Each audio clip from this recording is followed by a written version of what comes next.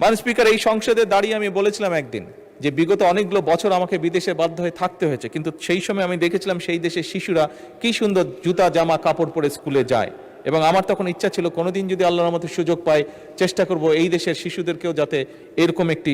ব্যবস্থা করা যায়। এবং তারই অংশ হিসাবে মাননীয় স্পিকার, তারই অংশ হিসাবে আগামী অর্থ বছরে সরকারি প্রাথমিক বিদ্যালয় বর্তমান সরকার ইনশাল্লাহ 2 লক্ষ শিশুর মাঝে বিনামূল্যে স্কুল ড্রেস বিতরণ করার পরিকল্পনা গ্রহণ করেছে। এছাড়াও বিভিন্ন স্কুলে পর্যায়ক্রমিকভাবে ওয়ান টিচার ওয়ান ট্যাব পরিকল্পনা বাস্তবায়নের কাজ শুরু হয়েছে মাননীয় স্পিকার। এবং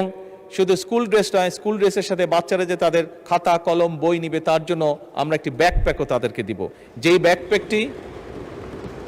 ব্যাকপ্যাকটি সম্পূর্ণভাবে তৈরি হবে বাংলাদেশে, এবং একসময় যে বাংলাদেশের সোনালী আঁশ পাট বলতে আমরা যেটিকে জানি সেই পাট দিয়ে এই ব্যাগ তৈরি করা হবে। মাননীয় স্পিকার, কারিগরি ও মাদ্রাসা শিক্ষা প্রতিষ্ঠানসমূহ বাস্তবায়নে আগামী 100 দিনের মধ্যে দেশের 2336টি কারিগরি এবং 8232টি মাদ্রাসা শিক্ষা প্রতিষ্ঠানে ফ্রি ওয়াইফাই চালু করা হবে।